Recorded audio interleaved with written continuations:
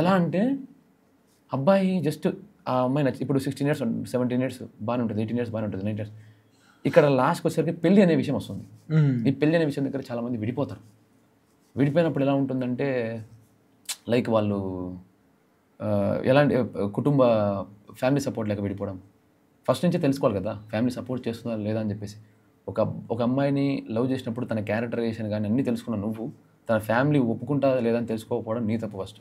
అమ్మాయిదైనా అబ్బాయిదైనా ఎవరిదైనా కానీ ఇద్దరు తప్పే. ఆ తప్పు మీ ఇద్దరు తెలుసుకోకుండా తీరా ప్రేమలోకి వెళ్ళిపోయి డీప్గా ప్రేమించేసుకున్న తర్వాత విడిపోయే దగ్గర మూమెంట్లో మాత్రం ఇవన్నీ ఏడుపులు ఎందుకు? అదేదో ఫస్ట్ నుంచే నీ క్లారిటీ ఉండి నువ్వు నిజంగానే ప్రేమిస్తే ఫస్ట్ మీ అమ్మ నాన్నకు పరిచయం చేస్తావు. నిజంగా అమ్మాయి నిన్ను ప్రేమిస్తే వాళ్ళ అమ్మ నాన్నకి నిన్ను పరిచయం చేస్తారు.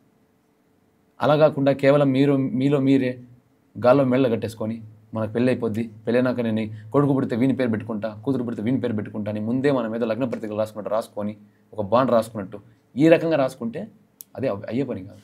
ఫస్ట్ క్లారిటీ ఉండాలి. అదే లవ్ అనేది క్లారిటీతో కూడుకున్న విషయం. ఇది తెలియదు చాలామందికి. దాన్ని లవ్ అనే